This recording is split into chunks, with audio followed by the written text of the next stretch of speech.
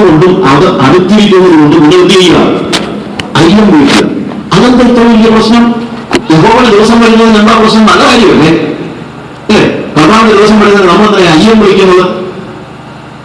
കർത്താവിന്റെ ദിവസം എന്നിവിടെ പറയുന്നത് അവന്റെ പ്രതികാര ദിവസത്തെ കുറിച്ചാണ്. നമ്മൾ യശയ്യാപ്രവചനത്തിൽ കർത്താവിന്റെ പ്രസാദ വർഷത്തെക്കുറിച്ചും പ്രതികാര ദിവസത്തെക്കുറിച്ചും സംസാരിക്കുന്നുണ്ട്. ലൂക്കോസിന്റെ സുവിശേഷം നമ്മൾ 4-ാം അധ്യായത്തിൽ നസറത്തിലേക്ക് കർത്താവ് കടന്നു ചെന്നിട്ട് യെശയ്യാപ്രവാചകന്റെ ചുവട് വായിക്കുമ്പോൾ അവിടെ പറയുന്നത് നമ്മൾ കർത്താവിന്റെ പ്രസാദ വർഷം പ്രസംഗിക്കാൻ ഞാൻ വന്നിരിക്കുന്നു, പ്രതികാര ദിവസം പ്രസംഗിക്കാൻ വന്നു എന്നുള്ളത് അവൻ വിട്ടുകളഞ്ഞത് അന്നത്തേക്ക് വിട്ടുകളഞ്ഞെന്നുള്ളതേ ഉള്ളൂ. ഞാൻ പറഞ്ഞു മനസ്സിലാക്കണം. കാര്യം വേദപുസ്തകത്തിൽ എന്തെങ്കിലും ഒന്നിനെ കർത്താവ് എന്ത് ചെയ്യത്തില്ല, വിട്ടുകളയത്തില്ല. പക്ഷെ അന്ന് കർത്താവ് പറഞ്ഞു ഞാൻ ഇപ്പൊ വന്നിരിക്കുന്നത് പ്രസാദ വർഷം പ്രസംഗിക്കാനാണ്. പക്ഷേ വരുന്നുണ്ട് അടുത്തത് എന്ത്? പ്രതികാര ദിവസം വരുന്നുണ്ട്. ആ പ്രതികാര ദിവസത്തിന് വേണ്ടി അത് അടുത്തിരിക്കുന്നത് കൊണ്ട് നിങ്ങൾ അയ്യം വിളിപ്പി. അവിടെ എനിക്ക് പിന്നെ കൺഫ്യൂഷൻ ഉണ്ടാകുന്നത്. എനിക്ക് വേദപുസ്തകമാക്കി ഒത്തിരി കൺഫ്യൂഷൻ ഉണ്ട്, എനിക്ക് ഒത്തിരി സംശയമുണ്ട്. വേദപുസ്തകമാക്കി ഒരു സംശയമില്ലാതാവാനില്ല. എന്തുകൊണ്ട് കർത്താവ് ഇങ്ങനെ പറയുന്നത്? അങ്ങനെ കൺഫ്യൂഷനിൽ നിന്നാണ് വാസം ഇങ്ങനെ വെളിപ്പാടുണ്ടാകുന്നത്. കൺഫ്യൂഷൻ ഇല്ലെങ്കിൽ വെളിപ്പാടില്ല. കൺഫ്യൂഷൻ ഉണ്ടാകുമ്പോഴാണ് ദൈവത്തിന്റെ പരിശുദ്ധാത്മാവ് നമ്മളോട് ഇടപെടുന്നത്, സംസാരിക്കുന്നത്. നമുക്കുണ്ടാകുന്നത് കൺഫ്യൂഷനാണ്, പരിശുദ്ധാത്മാവ് തരുന്നത് കൺവിക്ഷനാണ്. അവൻ നമുക്ക് ബോധ്യം തരും, വെളിപ്പാട് തരും. വെളിപ്പാടിന് മാത്രമേ ബോധ്യമുള്ളൂ. കൺക്ലൂഷന് അതിനെ നമുക്ക് പലപ്പോഴും മാനുഷികമായിട്ടുണ്ടാകുന്നത് കൺക്ലൂഷനാണ്. ഒരു അങ്ങനെയാണെങ്കിൽ ഇങ്ങനെ ആയിരിക്കും എന്നൊക്കെ പറയുന്നത് കൺക്ലൂഷൻ. പക്ഷേ വേദപുസ്തകം പഠിക്കുന്ന ദൈവത്തിന്റെ പരിശുദ്ധാത്മാവോട് ഇടപെടുമ്പോൾ നമുക്ക് കിട്ടുന്നത് കൺക്ലൂഷൻ അല്ല, എന്താണ്? കൺവിക്ഷനാണ്, ബോധ്യമാണ്. ആ ബോധ്യത്തിൽ നിന്ന് ഇവർ വായിക്കുമ്പോഴത്തേക്ക് നമ്മൾ കാണുന്നത് യഹോവയുടെ ദിവസം വരുന്നു. അതിന് സഭ എന്തിനാണ് അയ്യം വിളിക്കുന്നത്? That is my question. യഹോവയുടെ ദിവസം വരുന്നതുകൊണ്ട് അയ്യം വിളിക്കുന്നത് ജാതികളല്ലേ? യഹോവയുടെ ദിവസം വരുന്നത് കൊണ്ട് സഭ എന്തുകൊണ്ട് അതിന് അയ്യം വിളിക്കേണ്ടി വരുന്നു? അത് നല്ല കാര്യമല്ലേ? ഇവിടെ യഹോവയുടെ ദിവസം അതുകൊണ്ട് അവിടെ താഴെ എഴുതിയിരിക്കുന്ന വാക്ക് അതുകൊണ്ട് അത് അടുത്തിരിക്കുന്നത് കൊണ്ട് ദേശത്തിലെ സകല നിവാസികളും നൽകിപ്പോകട്ടെ. ദേശത്തിലെ എന്ന് പറയുന്നത് ഏത് ദേശമാണ്? സീമോൻ ദേശം തന്നെയാ, അല്ലാതെ പുറത്തുള്ള ആളുകളല്ല. പുറത്തുള്ള ആളുകളല്ല, സഭയ്ക്കുള്ളിലുള്ള നടുക്കം വേണ്ടി വരും. കർത്താവിന്റെ വരവിനെ ഓർത്ത് സഭയ്ക്കുള്ളിൽ നടുക്കം ഉണ്ടാകണമെന്നല്ല പറയുന്നത്. അത് ഭയങ്കര കൺഫ്യൂസിംഗ് ആണ്, പക്ഷെ അത് യാഥാർത്ഥ്യമാണ്. സഭയ്ക്കുള്ളിൽ നടുക്കം ഉണ്ടാകേണ്ടി വരുന്നു. 1-ാമത്തെ അധ്യായത്തിൽ വലിയ ദുരന്തത്തെ കുറിച്ച് എല്ലാം നമ്മൾ കാണുന്നുണ്ട്. യോബ് 1-ാം അധ്യായത്തിന്റെ 4-ാമത്തെ വാക്യത്തിൽ തുള്ളൻ ശേഷിപ്പിച്ചത് വെട്ടുക്കിളി തിന്നു, വെട്ടുക്കിളി ശേഷിപ്പിച്ചത് വിട്ടിൽ തിന്നു, വിട്ടിൽ ശേഷിപ്പിച്ചത് പച്ചപ്പുഴ തിന്നു എന്ന് പറഞ്ഞ് എല്ലാ എന്താണ് പ്രതിസന്ധികളെ കുറിച്ച്, അതായത് യെരൂശലേമിൽ ഇസ്മായേലിൽ നടക്കുന്നതായ എല്ലാ പ്രതിസന്ധികളെ കുറിച്ചും ദുരന്തങ്ങളെ കുറിച്ചും സംസാരിക്കുന്നുണ്ട്. അതിന്റെ 11-ാമത്തെ വാക്യത്തിൽ. എന്നാൽ 2-ാമത്തെ അധ്യായം വരുമ്പോൾ നടുങ്ങിപ്പോകാൻ പറയാൻ കാര്യം അതിനേക്കാൾ കൂടിയ ദുരന്തം ഇവയാണ്.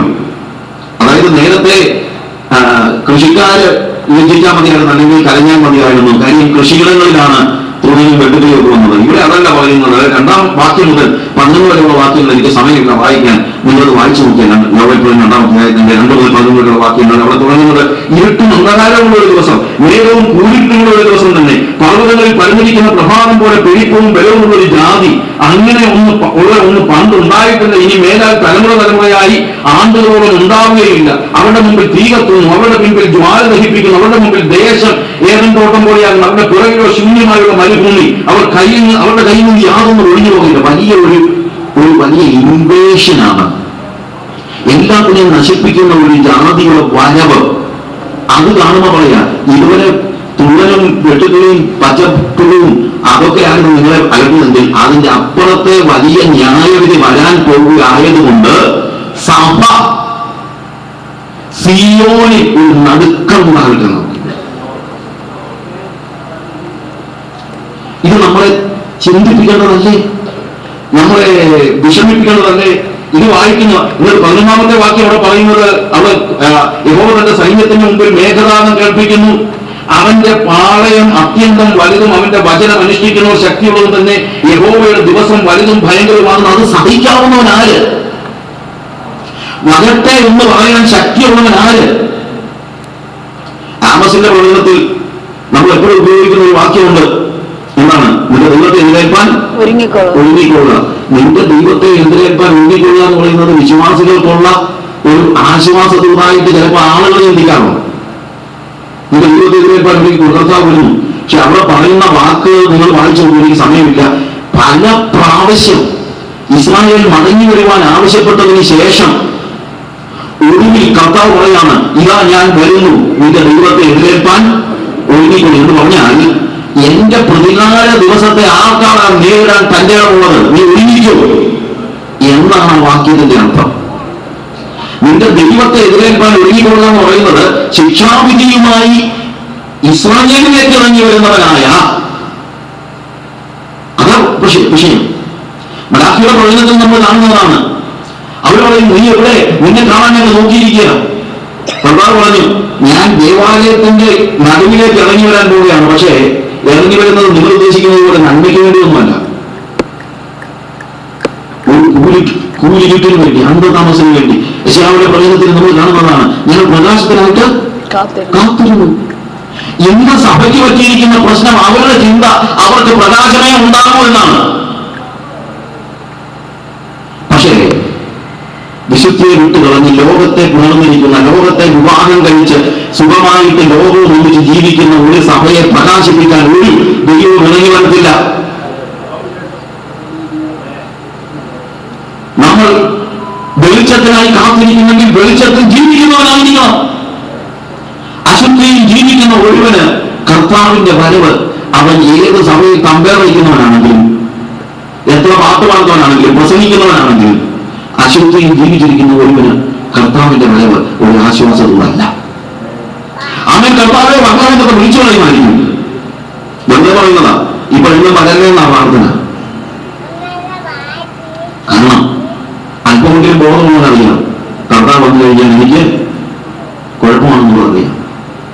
അങ്ങനെ ജോക്കിങ്, ഇനി ജോക്കിനോട് സമയമാക്കി ഞാൻ എടുക്കുന്നില്ല. അതുകൊണ്ടാണ് ഞാൻ പറഞ്ഞത്, വേദന കൊണ്ടാണ് പലപ്പോഴും ഈ കാര്യങ്ങളെ കുറിച്ച് സംസാരിക്കുന്നത്.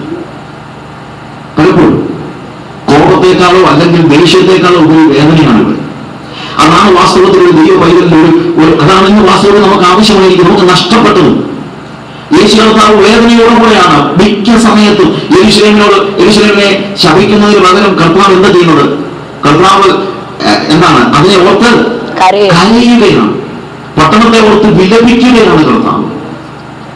പട്ടണത്തെ ചേർക്കുവാൻ എപ്പോഴും മനസ്സുള്ളവനായിരുന്നു കർത്താവ്. പക്ഷെ നിങ്ങൾക്കോ മനസ്സായില്ല. അതുകൊണ്ട് ഇന്ന് സഭയെ നോക്കി കർത്താവിന്റെ അവസ്ഥ എന്താണ്? അത് നമ്മൾ ആലോചിക്കണം. അന്ന് നമുക്ക് നിലനിൽക്കാൻ കഴിയുമോ? ദൈവസഭയിൽ ദുരന്തമുണ്ടായാൽ എന്ത് ചെയ്യും? യോവേൽ പ്രവചനത്തിന്റെ 2-ാം അധ്യായം നമ്മൾ കാണുന്നതാണ്.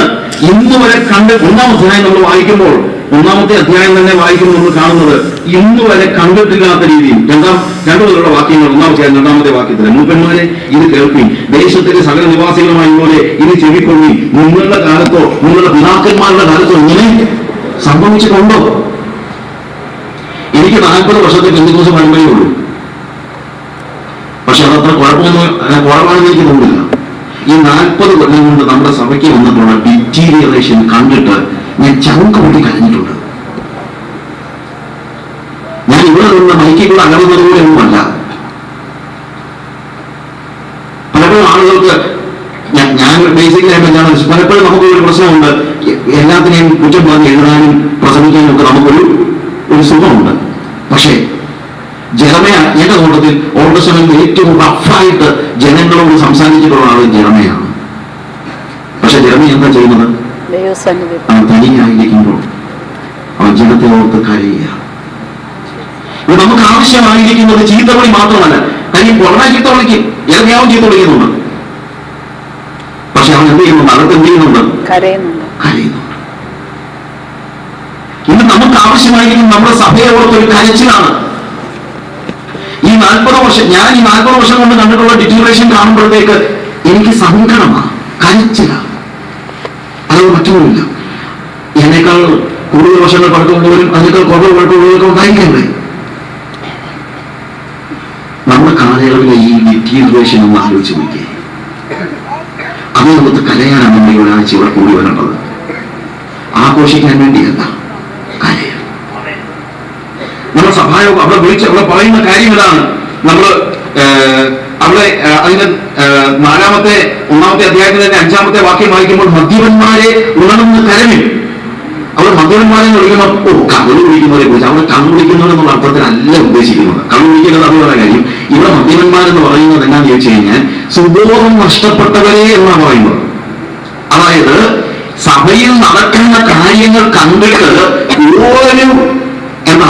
ഒരു രീതിയിലും അതിനെക്കുറിച്ച് അൺകൺസേൺഡ് ആയിട്ട് യാതൊരു കൺസേണും ഇല്ലാതെ സ്വന്തം കാര്യങ്ങൾ നോക്കി നടക്കുന്നവരെ നിങ്ങളൊന്ന് ഉണങ്ങേ.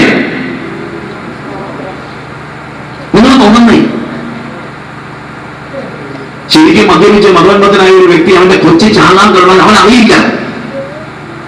അവനോട് നമ്മൾ പറയും, നീ എന്തോടാ കുടിച്ചേച്ച് നടക്കുന്നുണ്ട്, കൊച്ചി ചാകാൻ പോകുന്നത് കണ്ടില്ലേ? കൊച്ച ഏത് കൊച്ച ചോദിക്കും. ഇതുപോലെയാണ് ഇന്ന് സഭയിലെ നല്ലൊരു ശതമാനം ആളുകളും അവർക്ക് സഭയെ കുറിച്ചൊരു ബോധമില്ല. മദ്യപിച്ചവരെ പോലെ ഒരുപക്ഷെ കള്ളു കുടിച്ചിട്ടായിരിക്കത്തില്ല, പണം കയറി മുക്കിയതായിരിക്കും. നമ്മൾ മതോന്മത്തരാകുന്നത് കള്ളുകൊണ്ട് മാത്രമല്ല. നമ്മൾ മതോന്മത്തരാകുന്ന ഒരു പ്രധാനപ്പെട്ട സാധനമാണ് ഈ പണം എന്ന് പറയുന്നത്. ലോകത്തിലെ ഏറ്റവും വിലയില്ലാത്ത സാധനം, പിശാച് ഏറ്റവും വിലയുള്ളതാണെന്ന് നിങ്ങളെ പറഞ്ഞു പഠിപ്പിച്ചിരിക്കുന്നതുകൊണ്ട് ഇത് കുടിച്ച് മതിച്ച് നടക്കുന്ന ആളുകളാണ് പലരും. അപ്പൊ ഈ പണം ഉണ്ടാക്കാനുള്ള വ്യഗ്രതയില് സ്വന്തം കുഞ്ഞുങ്ങൾ നരകത്തിൽ പോകുന്നതിനെ കുറിച്ച് പോലും ആലോചിക്കാത്ത മാതാപിതാക്കളായിരുന്നുള്ളത്. നിങ്ങളുടെ മക്കൾ ഇന്റർനെറ്റിന്റെ അടുത്തുള്ള കയറി ഇറങ്ങി നരകത്തിൽ പോകുന്നത് നോക്കിയിട്ട് കരയാതെ ഇരിക്കുന്ന തന്റെ തള്ളി. മദ്യപിച്ചവരെക്കാൾ കഷ്ടമല്ല നിങ്ങളുടെ അവസ്ഥ. സ്വന്തം മക്കൾ സ്വർഗത്തിൽ പോകണമെന്ന് ചില സഹോദരന്മാരോട് ചോദിക്കും, ഭക്ഷണം വരെ കഴിക്കാൻ ഇതിന്റെ ഉപവാസമാണ്. എന്നാ കുഞ്ഞിന്റെ പരീക്ഷയാണ്. അതിന് പരീക്ഷ മാറിച്ചില്ലല്ലേ? അല്ല, ക്ലാസ് പരീക്ഷയാണ്. പിള്ളേരുടെ ക്ലാസ് പരീക്ഷയ്ക്ക് ഉപവാസം എടുത്ത് പ്രാർത്ഥിക്കുന്ന തള്ള ഇന്ന് വരെ കുറിച്ച് ആത്മസ്നാനം പ്രാപിക്കുമെന്ന് പറഞ്ഞ് പ്രാർത്ഥിക്കുക പോലും ചെയ്തിട്ടില്ല. ഉപവാസം എടുക്കുന്നത് പോയിട്ട് പ്രാർത്ഥിക്കുക പോലും ചെയ്തിട്ടില്ല. നിങ്ങൾ മക്കൾ ആത്മസ്നാനം പ്രാപിക്കണമെന്ന് ആത്മാർത്ഥതയോടുകൂടെ ഉപവസിച്ച് പ്രാർത്ഥിച്ചുള്ള എത്ര തള്ളമാരും വരുമോ? അതാണ് പറയുന്നത്. നിങ്ങൾ ഉണർന്ന് കരവി. നമ്മുടെ കുഞ്ഞുങ്ങളും നമ്മുടെ തലമുറയും നശിച്ചു പോകുന്നത് കണ്ടിട്ട് കരയണം. അങ്ങനെ നമ്മളിവിടെ വന്നുകൂടിയിരിക്കുന്നത് ഈ ദിവസങ്ങളിൽ സഭയിൽ സംഭവിച്ചിരിക്കുന്ന അപജയങ്ങൾ, കുടുംബത്തിൽ സംഭവിച്ചിരിക്കുന്ന അപജയങ്ങൾ, ബന്ധങ്ങളിൽ സംഭവിച്ചിരിക്കുന്നതായ അപജയങ്ങൾ, അതിനെ ഓർത്ത് കരയാനാണ് നമ്മൾ വന്നിരിക്കുന്നത്. നമ്മുടെ സമൂഹത്തിൽ വന്നിരിക്കുന്നതായ അപജയങ്ങൾ, അതിനെ ഓർത്ത് കരയാനാണ് നമ്മൾ വന്നിരിക്കുന്നത്. നമ്മുടെ സഭ ഇങ്ങനെ ആയിരുന്നു നിങ്ങളൊന്ന് ആലോചിച്ച് നോക്കി. ഇങ്ങനെ ആയിരുന്നു നമ്മുടെ സഭ. 40 വർഷം മുമ്പ് ഞാൻ ആദ്യമായിട്ട് പെന്തക്കോസ്തയിൽ പോകുന്നത് പാസ്റ്റർ ടി.സി. ഈശ്വരൻ വരാന്തയിൽ, അദ്ദേഹത്തിന്റെ വീടിന്റെ വരാന്തയിൽ നടക്കുന്ന ഒരു യോഗത്തിൽ ഞാൻ കയറി ചെന്നപ്പോൾ എനിക്ക് അവിടെ ഇരിക്കാൻ പറ്റിയില്ല. ആള് കൂടുതലായോണ്ടല്ല, ഞാൻ മനസ്സിലാക്കി ഞാനൊരു പാപിയാണ്. അവരെന്നോട് പ്രസംഗിച്ചൊന്നുമില്ല.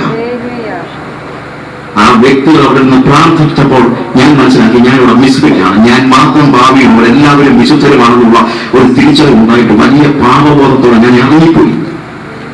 ആ സമയത്ത് ഇരിക്കാൻ എനിക്ക് പറ്റിയില്ല. പുറത്തുപോയി ഞാൻ കർത്താവിന്റെ സന്നിധി, എനിക്കന്ന് അത്രയും ബോധമൊന്നുമില്ല, എനിക്ക് വലിയ കാര്യങ്ങളൊന്നും അറിയത്തില്ല. കർത്താവേ, ഞാനൊരു പാപിയാണെന്ന് പറഞ്ഞ് ഞാൻ അങ്ങനെ കരയാൻ തുടങ്ങി. ആരും കാണുന്നില്ല, രാത്രി അങ്ങനെ കരഞ്ഞിട്ട് ഞാൻ കയറി അകത്ത് കയറി ഇരുന്നു. കുറെ ഏറെ കരഞ്ഞിട്ട് ഇന്ന് ഏത് സഭയിൽ ഏത് പാപി കയറിയാലും കംഫർട്ടബിളാണ്. കാര്യം അവിടെ ഇരിക്കുന്നത് അതിനേക്കാൾ മോശമാണ്.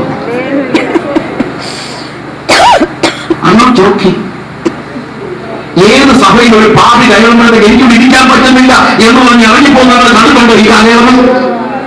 അതായിരുന്നു പണ്ടത്തെ IPC സഭ.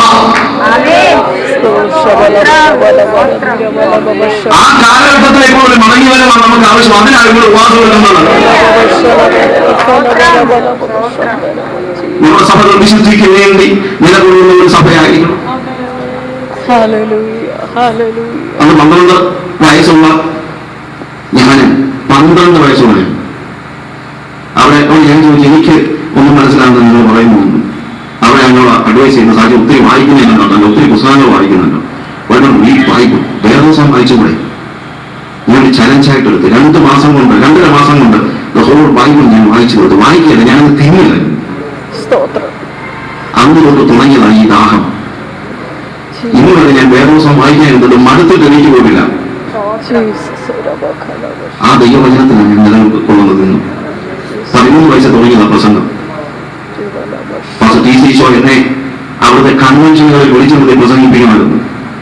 ഞാനിപ്പോൾ ആലോചിക്കുന്നുണ്ട്, അന്ന് ആരാ സ്റ്റേജിൽ ഇരിക്കണമെന്നൊന്നും അറിയത്തില്ല. കാര്യം സ്റ്റേജില്ലല്ലോ.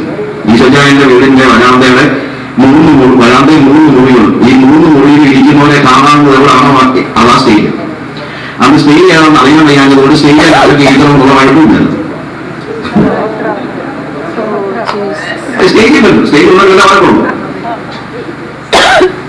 പക്ഷേ ആരാധനയ്ക്ക് പോയി കഴിഞ്ഞാൽ ജീവിത രൂപാന്തരീകരണം ദിവസം പറഞ്ഞു കഴിഞ്ഞാൽ നമുക്ക് നഷ്ടമായിരിക്കുന്നത് ഈ ജീവിതത്തിന്റെ രൂപാന്തരം സംഭവിക്കാത്ത ജനങ്ങൾ. എന്തിന് രൂപാന്തരം ഉണ്ടാകും? കാരണം മരുന്നുകളിൽ നമ്മൾ തന്നെ പെട്ടുപോയിരിക്കണം. അതിനുശേഷമുള്ള ഓരോ കാര്യങ്ങൾ നമ്മൾ നോക്കുമ്പോഴത്തേക്ക് ഈ പെർഫോമൻസിലേക്ക് പോയി ഞാൻ ഇപ്പോഴും ആലോചിക്കും. അന്ന് ഞങ്ങളൊരു വർഷം ഒരു 10 കൺവെൻഷൻ നടത്തും. കൺവെൻഷൻ നടത്താൻ ചിലവൊന്നുമില്ല. ഞങ്ങൾ തന്നെ പാടും. അല്ലാതെ പാടുന്നു, പാട്ടുകാരില്ല. പ്രസംഗിക്കാൻ ഞങ്ങൾ തന്നെ പ്രസംഗിക്കും. ഈശോചായനും വിളിച്ചാലും പാസ്റ്റർ സമയം അന്ന് ഇവിടെ കുമ്മനാട്ടുണ്ട്, എനിക്കുണ്ട്, പൂത്തൂരി ചില ഈശോചായനുണ്ട്. ഞങ്ങളെല്ലാം കൂടെ ഒരുമിച്ച് ഒരു 10 കൺവെൻഷൻ ഒരു വർഷം. അങ്ങനെ ഇരുന്നപ്പം ഞങ്ങൾ തന്നെ പാടുമ്പോൾ ഞങ്ങൾ ചിന്തിച്ചു, എന്നാൽ കൺവെൻഷൻ നടത്തിയ ഒരു 50, 80, 100 പേർക്ക് ഒന്നും നടക്കുന്നില്ല.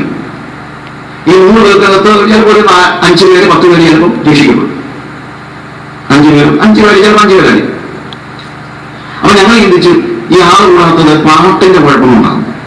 അതുകൊണ്ട് ഞങ്ങൾ എന്നാ പ്രൊഫഷണൽ പാട്ടുകാരെ വിളിക്കാമെന്ന് ചോദിച്ചു. പാട്ടുകാരെ വിളിച്ചപ്പോൾ അവർ ചോദിച്ചു ഏതാ മൈക്ക്. അപ്പോഴാണ് ഞങ്ങൾ മനസ്സിലാക്കുന്നത് മൈക്ക് ആകുന്നുണ്ടോ. ഞങ്ങൾ ഇതിന്റെ കാണാൻ ഒരു മൈക്കാകുന്നു. അവർ പാടണമെങ്കിൽ അവിടുത്തെ XLR എന്നൊക്കെ പറയും. അതുകൊണ്ടല്ലേ അവർ പാടത്തുള്ളൂ. അവരൊന്ന് പാടിയപ്പോഴാണ് മനസ്സിലാക്കുന്നത് ഞങ്ങളൊക്കെ പാടുന്ന പാട്ട്. ഞങ്ങളുടെ പാട്ട് കേട്ട് വരുന്നതിനേക്കാളൊക്കെ 10-80 പേര് ഞങ്ങൾ മീറ്റിംഗിൽ വരുമായിരുന്നെങ്കിൽ പാട്ടൊക്കെ കേട്ട് ഒരു 10-100 പേര് 10-25 പേരിലൊക്കെ കൂടുന്നു. അതിലൊന്നും വന്നൊന്നുമില്ല.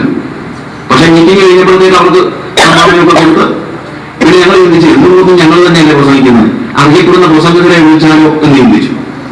അങ്ങനെ അറിയപ്പെടുന്ന പ്രസംഗകരെ വിളിച്ച് കൺവെൻഷൻ നടത്താൻ തുടങ്ങിയപ്പോൾ അവരൊന്ന് പ്രസംഗിച്ചപ്പോഴേ ഞങ്ങളൊക്കെ എല്ലാ പ്രസംഗമാണ് ഞങ്ങൾ പ്രസംഗിച്ചതെന്ന് ഞങ്ങൾ ചിന്തിക്കുന്നത്. കാര്യം ഞങ്ങളൊക്കെ പ്രസംഗിച്ച് അവരുടെ പ്രസംഗങ്ങൾക്ക് എന്തോ ഒഴുക്കാണ്. തുടർന്നതൊക്കെ തീരുന്ന പോലെ പ്രാസം ഒപ്പിച്ചുള്ള പ്രസംഗമൊക്കെ. കാര്യം ഒരേ പ്രസംഗം 477ാമത്തെ പ്രാവശ്യം പ്രസംഗിക്കുന്ന എന്താ അവർക്ക് ഒഴുക്കുണ്ടാകുമല്ലോ. പക്ഷെ രക്ഷിക്കപ്പെട്ടവരുടെ എണ്ണം 10ൽ നിന്ന് 3 ആയി. പിന്നെ ഇത്രയും കാശ് കൊടുക്കുമ്പോഴത്തേക്ക് 10 കൺവെൻഷൻ ഉള്ളത് ഞങ്ങൾ 3 കൺവെൻഷൻ ആക്കി. അതിൽ പെർഫോമൻസ് കയറി വന്നു. ഇന്ന് സഭയുടെ ഏറ്റവും വലിയ ദോഷവും ദുര്യോഗവും പെർഫോമൻസാണ്. പെർഫോമൻസ് ഞാനോ നിൽക്കുമ്പോൾ എന്റെ മനസ്സിലൊന്നുമില്ല. ഞാൻ പറഞ്ഞത് ഇവിടെ കുമ്മനാട് കൺവെൻഷൻ സ്റ്റേജിൽ നമുക്ക് പ്രസംഗം കിട്ടിക്കഴിഞ്ഞാൽ അവർ നോക്കുന്നത് എല്ലാവരെയും ബോധിപ്പിക്കുന്ന ഒരു പ്രസംഗം പ്രസംഗിക്കാനാണ്. കാര്യം ഇന്നലെ അടുത്ത വർഷം കിട്ടത്തുള്ളായിരിക്കും, എനിക്കറിയില്ല. നമ്മുടെ ഈ ലോകത്തിൽ ഞാനൊരു 10-40 വർഷം മുമ്പ് മരിച്ചു പോയാളാണ്. നമുക്കൊന്നും അറിയത്തില്ല. പക്ഷെ ഞാൻ പറഞ്ഞതാണ് പെർഫോമൻസ്. ഏറ്റവും ബെസ്റ്റ് ആക്ടർ, ഏറ്റവും നല്ല പാട്ട്, ഏറ്റവും നല്ല പ്രസംഗം, ഏറ്റവും നല്ല എഴുത്ത്, ഏറ്റവും നല്ല മാസിക, ഏറ്റവും നല്ല പെർഫോമൻസ്. ഇത് മാറാത്തിടത്തോളം കാലം നമ്മുടെ സഭ രക്ഷപ്പെടത്തില്ല. ദൈവം നോക്കുന്നത് പെർഫോമൻസ് അല്ല, ദൈവം നോക്കുന്നത് നമ്മുടെ ഹൃദയമാണ്. ഹൃദയത്തിന്റെ ആഴത്തിൽ നിന്ന് കർത്താവിനെ സ്നേഹിക്കുകയും അതിനുശേഷം ഞാൻ ഇവിടെ എത്രയോ വർഷങ്ങൾ ആ റിലേഷൻ നഷ്ടപ്പെടുന്നത് ഞാൻ ആലോചിക്കുന്നുണ്ട്. പണ്ട് കാലത്തോളമായിട്ട് ഞാൻ കളഞ്ഞിട്ടില്ല ഒരു റിലേഷൻ.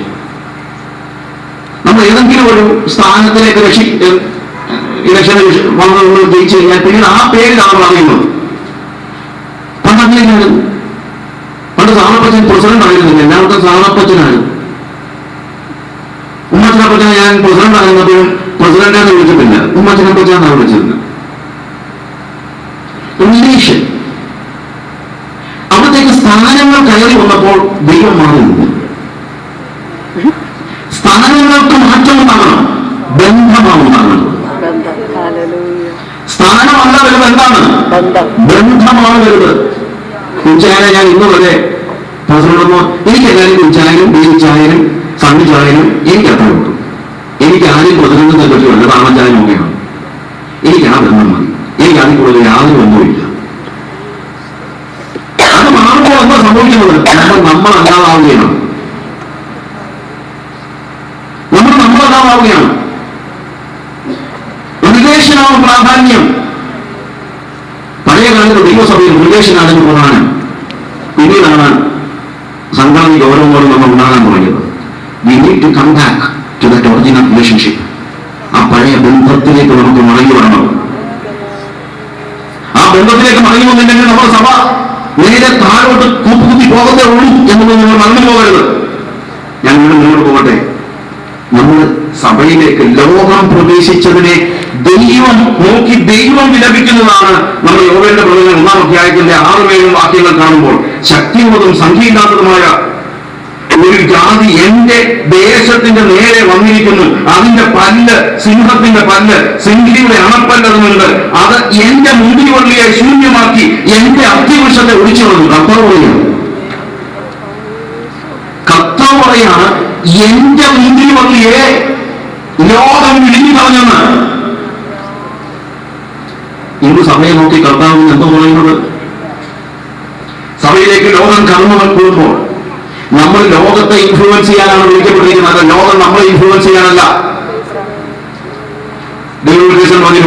വാക്കുണ്ട്, the church need to influence the world, but when I look at the church, when I see that the world is influencing the church rather than the church is influencing the world, I feel crying. നമ്മൾ ലോകത്തെ സ്വാധീനിക്കേണ്ടതിന് പകരം ലോകം നമ്മളെ സ്വാധീനിച്ചിരിക്കുന്ന ഒരു stage. ലോകത്തിൽ വലുതെന്താണോ അതിവിടെയും വലുതായിരിക്കും. കർത്താവ് പറഞ്ഞു മനുഷ്യന്റെ മുമ്പിൽ ശ്രേഷ്ഠമായത് ദൈവത്തിന്റെ മുമ്പിൽ അറപ്പാണ്. ലോകം വലുതെന്ന് പറയുന്നതിനെ ദൈവം നോക്കുന്നത് സോഫ്റ്റായിട്ടല്ല, പക്ഷേ അങ്ങനെ ദൈവം പറയുന്നതാണ് പണം, അങ്ങനെ ദൈവം പറയുന്നതാണ് കസേര. ലോകത്തിൽ വലുതെന്നും നമ്മൾ കാണുന്ന പദവികളും പണവും പ്രശസ്തിയും സൗന്ദര്യവും anything and everything that what the world see high is an abomination in the sight of God. ദൈവത്തിന്റെ കൺമുമ്പിൽ അണർപ്പാണ് ഈ കാര്യങ്ങൾ. അത് നമ്മൾ പൊക്കിപ്പിടിച്ചുകൊണ്ട് നടന്നാൽ ഈ സഭ രക്ഷപ്പെടുമോ? ദൈവം വിലപിക്കുകയാണ്. നോക്ക എന്റെ ജനത്തെ, എന്റെ മുമ്പിൽ വഴിയെ ഈ കാട്ടുമാക്കാന്മാർ തിന്നു കളഞ്ഞല്ലോ. ഈ ആഴ്ച ഉപവാസം എടുക്കുന്നത് അതിനു വേണ്ടിയാണ്, ലോകത്തെ സഭയെ നിറഞ്ഞുവിടാൻ വേണ്ടി. നമുക്കൊരു മതിൽ പണിയുന്നുണ്ട് എന്ന് പറയാൻ ലോകത്തെ ഇറങ്ങി പുറത്ത് നിനക്ക് ഇന്നത്തെ കയറാനുള്ള യാതൊരു അവകാശവുമില്ല. ഇന്ന് ലോകവും സഭയും തമ്മിൽ എന്താ വ്യത്യാസം? There is no change because there is no war. യെരൂശലേമിന്റെ മതിൽ ഇടിഞ്ഞു കിടക്കുന്നത് കണ്ട് യാതൊരു കരഞ്ഞോട് നിലവിലാവാൻ നമുക്ക് ഒന്നും ആലോചിച്ച് നോക്കണം. ഇന്ന് ലോകത്തെ ഉള്ളിൽ കയറ്റാൻ മത്സരിക്കുകയാണ് നമ്മുടെ ഉപവാസ പ്രാർത്ഥന ലോകത്തെ പുറത്തിറക്കി വിടാനുള്ള അവസരമായിട്ട് നമ്മൾ കാണുന്നു. ലോകത്തിന്റെ വലുതിനെ എല്ലാം നമ്മൾ പുറത്താക്കണം. ബ്രദറെ ഇനിയും വല്ലതും പറ്റുമോ? ഇനിയും പറ്റും. ചില ആളുകൾ ചോദിക്കും ഇത്രയൊക്കെ ആയില്ലേ ബ്രദറെ, ഇനിയിപ്പോ നമുക്ക് തിരിച്ചു പോകാൻ പറ്റുമോ? അത് കൊണ്ടാണ് പറഞ്ഞതേ ഉള്ളൂ. പനിയായതിനെ ചികിത്സിക്കാമെന്നും ഇപ്പൊ ജ്വരമായി പോയല്ലോ ഇനി എന്നാൽ ചികിത്സിക്കാതെ ചത്തോട്ടം നിൽക്കുന്നു പറയാം. മറിഞ്ഞു വരാൻ സമയം ഇനിയും അതിക്രമിച്ചിട്ടില്ല എന്നാണ് 2-ാമത്തെ അധ്യായത്തിൽ നമ്മൾ വായിക്കുമ്പോഴത്തേക്ക് നമ്മൾ അവിടെ കാണുന്നത്. 12-13 വാക്യങ്ങൾ വായിക്കുമ്പോൾ 12-ാം വാക്യത്തില് നമ്മൾ കാണുന്നു എന്നാൽ ഇപ്പോഴെങ്കിലും നിങ്ങൾ പൂർണ്ണ ഹൃദയത്തോടും ഉപവാസത്തോടും കരച്ചിലോടും വിലാപത്തോടും കൂടെ എങ്കിലേക്ക് തിരിവിലെന്ന് എന്നാൽ ഇപ്പോഴെങ്കിലും ഇന്ന് IPCയോട് കർത്താവ് പറയുന്ന കാര്യമാണ്. ഇനിയെങ്കിലും, ഇപ്പോ ഇപ്പോഴെങ്കിലും ഇന്നത്തെ കാര്യമൊക്കെ കാണാം. കർത്താവ് അതൊക്കെ മറക്കാൻ തയ്യാറാണ്. ഇതുപോലെ നടന്ന മുഴുവൻ കാര്യങ്ങളും കർത്താവ് മറക്കാൻ തയ്യാറാണ്. എന്റെ ജനമേ, ഇപ്പോഴെങ്കിലും നിങ്ങൾ പൂർണ്ണ ഹൃദയത്തോടെ കളിപ്പിക്കാൻ പറയരുത്. ഞാൻ ഉപവാസം എടുക്കുന്നു, പ്രാർത്ഥിക്കുന്നു മുന്നോട്ട് അഡ്വർടൈസ് ചെയ്യാനായിട്ട് വന്നേക്കരുത്. ഹൃദയത്തിന്റെ ആഴത്തിൽ നിന്നും ഒരു കരച്ചിൽ, വസ്ത്രങ്ങളെയല്ല, ഹൃദയത്തെ തന്നെ കീഴിക്കൊണ്ട് അവന്റെ സന്നിധിയിലേക്ക് കരച്ചിലോടുകൂടെ വരുന്നുവെങ്കിൽ എങ്കിലേക്ക് തിരിവി, വിലാപത്തോടെ, കരച്ചിലോടും വിലാപത്തോടും കൂടെ എങ്കിലേക്ക് തിരിവി. സമയം അവസാനിച്ചിട്ടില്ല, ദൈവം IPC കൈവിട്ടുകൊണ്ടുമില്ല. പക്ഷേ ഇപ്പോഴെങ്കിലും മടങ്ങി വരുന്നവരെങ്കിൽ കർത്താവ് വസ്ത്രങ്ങളെയല്ല, ഹൃദയങ്ങളെ തന്നെ കീറി നിങ്ങളുടെ ദൈവമായ യഹോവയുടെ അടുക്കലേക്ക് തിരികെ. അവൻ കൃപയും കരുണയും ദീർഘക്ഷമയും മഹാദയുള്ളവരല്ലോ. അവൻ അനർത്ഥത്തെ കുറിച്ച് അനുഭവിക്കും. എന്താണ് പറയുന്നത്? സിയോനിൽ ഒരു കാഹളം മുതൽ ഉപവാസം പ്രസിദ്ധമാക്കുകയും ജനത്തെ കൂട്ടിവരുത്തുകയും സഭയെ വിശുദ്ധീകരിക്കുകയും. നമുക്കിന്ന് ആവശ്യമായിരിക്കുന്നത് വിശുദ്ധിയിലേക്കുള്ള ഒരു മടങ്ങിപ്പോക്കാം. നമ്മൾ മനസ്സിലാക്കണം, നമ്മൾ അശുദ്ധിയെ പിറന്ന് കളയാവുകയാണ്. സഭയെ വിശുദ്ധീകരിക്കാനാണ് ഉപവാസ പ്രാർത്ഥന, അല്ലാതെ പ്രോഗ്രാം നടത്താനല്ല. വിശുദ്ധീകരിക്കുകയും മൂപ്പന്മാരെ കൂട്ടിവരുത്തുകയും പൈതങ്ങളെയും മുല കുടിക്കുന്നവരെയും ഒരുമിച്ച് കൂട്ടുകയും മണവാളൻ മണവറയും മണവാട്ടി ഉള്ളവരെയും വിട്ടവരുടെ. എന്തായാലും അർത്ഥം, ഇനി സ്വകാര്യ സുഖങ്ങൾക്കൊന്നും നേരമില്ലെന്ന്. കല്യാണം കഴിഞ്ഞാൽ ഒരു വർഷം യുദ്ധത്തിന് പോലും പോകണ്ടെന്ന് കർത്താവ് പറഞ്ഞിട്ടുണ്ട്. പക്ഷേ ഇവിടെ പറയുക, മണവാളൻ മണിയറ ഇനിയും മണവാട്ടി ഉള്ളവരെയും വിട്ടാൽ പുറത്തു വരട്ടെ. പഴയ നിയമത്തിൽ ദൈവം വിവാഹിതരാണെങ്കിൽ അവർക്ക് ഒരു വർഷം സുഖിക്കാനായിട്ട് സമയം കൊടുക്കുന്നുണ്ട്. പക്ഷെ അതുപോലും ദൈവം അനുവദിക്കുന്നില്ല. കാരണം അത്രയ്ക്കും ഒരു വലിയ പ്രോബ്ലത്തിലാണ് സഭ. അത്രയ്ക്കും സീരിയസ് ആണ് ഇഷ്യൂ. ഇവ നമുക്ക് കളിച്ചുകൊണ്ടിരിക്കാൻ നേരമില്ല. ഇവ നമുക്ക് രാഷ്ട്രീയം കളിക്കാൻ നേരമില്ല. കാരണം നമ്മുടെ സഭ നമ്മുടേതാ. ഇത് പോയാൽ നമുക്ക് എന്തോ ഉള്ളത്, ആ ഒരു ബോധം നമുക്കുണ്ടാകണം. The church belongs to me, and if I lose it, what do I have in this world? അതുകൊണ്ട് ഞാൻ പറഞ്ഞത് ചർച്ചിലെ ഓർത്ത് കരയുന്നത്, നമ്മുടെ സഭയെ ഓർത്ത് കരയുന്നതിന് ഇതുപോലെ നമുക്ക് എന്താ ഉള്ളത്? ഈ സഭ കൊണ്ട് നമുക്ക് എന്താ ഉള്ളത്? നമ്മൾ കരയ്ക്കാൻ നേരമായി, ഇനി കളിക്കാൻ നേരമില്ല. മണവാളനും മണവാട്ടിയും പോലും ഉള്ളത വിട്ട് പുറത്തിറങ്ങേണ്ട സമയമാണ്. യഹോവയുടെ ശുശ്രൂഷകന്മാരെ പുരോഹിതന്മാർ കുടുംബത്തിന്റെയും യാതൊരുത്തിന്റെയും മധ്യയെ കരഞ്ഞുകൊണ്ട് യഹോവയെ നിന്റെ ജനത്തോട് ക്ഷമിക്കണമേ, ജാതികൾ അവരുടെ മേൽ വാഴുവാൻ തക്കവണ്ണം നിന്റെ അവകാശത്തെ നിന്നയ്ക്ക് ഏൽപ്പിക്കരുതേ. അവരുടെ ദൈവം എവിടെയെന്ന് ജാതികളുടെ ഇടയിൽ പറയുന്നത് എന്തെങ്കിലും പറയട്ടെ. കടന്നു വേണം നമുക്ക് പറയാൻ, കർത്താവേ ജാതികൾ ഞങ്ങളുടെ ജയഘോഷം കൊള്ളരുതേ.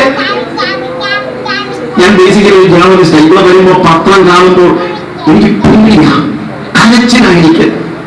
ജാതികൾ നമ്മുടെ മേൽ ജയഘോഷം കൊള്ളുമെന്ന് കാണുമ്പോൾ കരഞ്ഞു കണ്ണുകൾ കരയാനുള്ള നേരമായി. കർത്താവ് ഞങ്ങളുടെ മേൽ ഈ ജാതികൾ നിന്റെ ജനത്തെ നിന്നയ്ക്ക് നീ വിട്ടുകൊടുക്കരുതേ. ഇന്ന് സഭ നിന്ദിക്കപ്പെട്ടിരിക്കുകയാണ്. അത് നമ്മൾ സമ്മതിച്ചേ പറ്റുള്ളൂ. ഈ നിന്നയ്ക്ക് നീ നമ്മൾ വിട്ടുകൊടുക്കരുത്.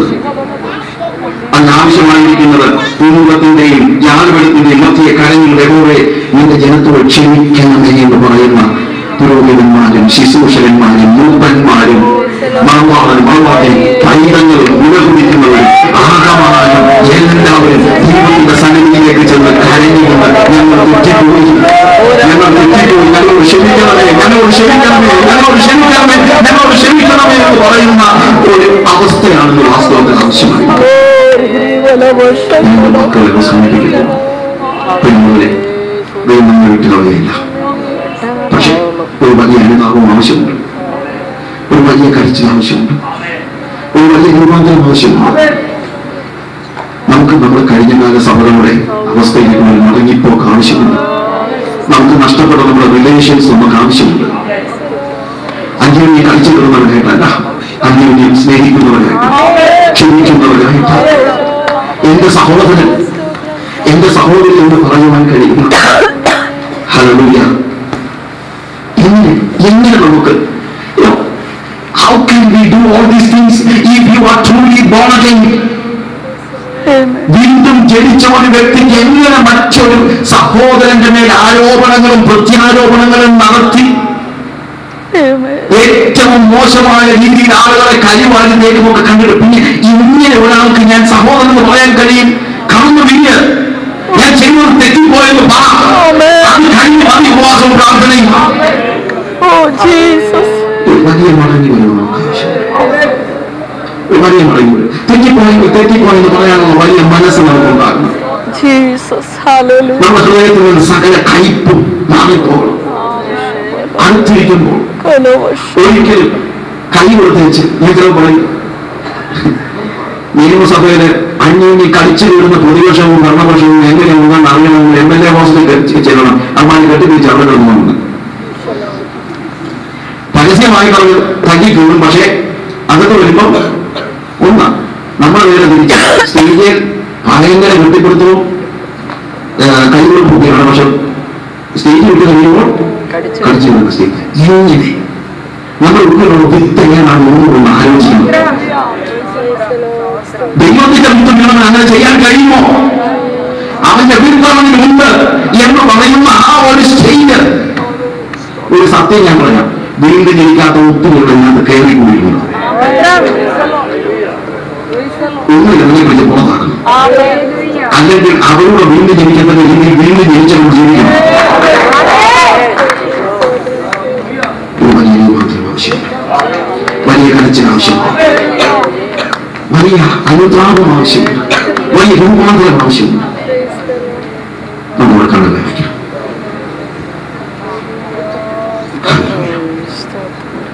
സുഖസുഖാവേ സിയോനിൽ കാണുന്നത് നിങ്ങളോട് ആഹ്വാനം ചെയ്തിരിക്കുകയാണ്. It's time for us to rethink our past life. Forgive us, God. ഞങ്ങളോട് ക്ഷമിക്കണേ കർത്താവേ. നിന്റെ അവകാശമാണ്, പക്ഷേ ലോകം ഞങ്ങളിലേക്ക് ഞങ്ങൾ കടത്തിവിട്ടു. ഞങ്ങൾ മതിലുകൾ പൊളിച്ചു കളഞ്ഞു. ഞങ്ങളുടെ മുഖത്തെ ഉള്ളിൽ കയറ്റി ക്ഷമിക്കണേ കർത്താവേ.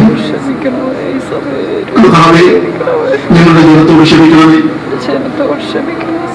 ഞങ്ങൾ കഴിഞ്ഞ കാലങ്ങളിൽ അശുദ്ധിയെ സഭയ്ക്കുള്ളിൽ പൊറപ്പിച്ചത് ഞങ്ങളോട് ക്ഷമിക്കണമേ. വിശുദ്ധിക്ക് വേണ്ടി നിലകൊള്ളുവാൻ ഞങ്ങളുടെ ജനങ്ങളെ, ഞങ്ങളുടെ മൂപ്പന്മാരെ, ഞങ്ങളുടെ പൈതങ്ങളെ, ഞങ്ങളുടെ മണവാളന്മാരെ, ഞങ്ങളുടെ മണവാട്ടിമാരെ, ഞങ്ങളുടെ നേതാക്കന്മാരെ, എല്ലാവരെയും എല്ലാ സ്വകാര്യതകളെയും മറന്ന് ദൈവത്തിന്റെ സന്നിധിയിലേക്ക് കരച്ചിലോടും അനുതാപത്തോടും വരുവാൻ തക്കവണ്ണം ഞങ്ങൾ ഒരുക്കണമേ. ഈ ദിവസങ്ങളിൽ ഒരു യഥാർത്ഥ രൂപാന്തരീകരണം ഞങ്ങൾ സംഭവിക്കട്ടെ കർത്താവേ. നിന്റെ വരവ് ഞങ്ങൾക്കൊരു കളിയായി തീരാനാണ് അല്ല കർത്താവേ. അങ്ങനെ ആയിപ്പോകരുതെന്ന് ഞങ്ങൾ പ്രാർത്ഥിക്കുകയാണ്. നിന്റെ വരവ് ഞങ്ങൾക്ക് ആശ്വാസത്തിനുള്ള ദൂരം പകരം കർത്താവേ ഞങ്ങളുടെ ഭീതിവർദ്ധനമായി പോകരുത് എന്ന് ഞങ്ങൾ പ്രാർത്ഥിക്കുന്നു കർത്താവേ. ഞങ്ങളോട് ക്ഷമിക്കണമേ, ഒരു പുതിയ ജീവിതം നൽകണമേ. നിന്നെ പോലെ വിശുദ്ധിയിൽ ജീവിക്കണം ഞങ്ങളെ ഓടിക്കണം. ഞങ്ങളുടെ സഭയ്ക്ക് ഒരു മടങ്ങിവരും ആവശ്യമുണ്ട്. ഈ സഭ പോയാൽ ഞങ്ങൾക്കൊന്നുമില്ല കർത്താവേ. This is our church and we truly believe that Lord you will help us to see that we are reviving it again. ഒരു പൂർവീകരണം നടക്കുവാൻ സഹായിക്കണമേ കർത്താവേ. ഞങ്ങളുടെ പഴയ കാലം ഞങ്ങൾക്ക് മടക്കി തരണമേ. യേശുവിന്റെ നാമത്തിൽ തന്നെ.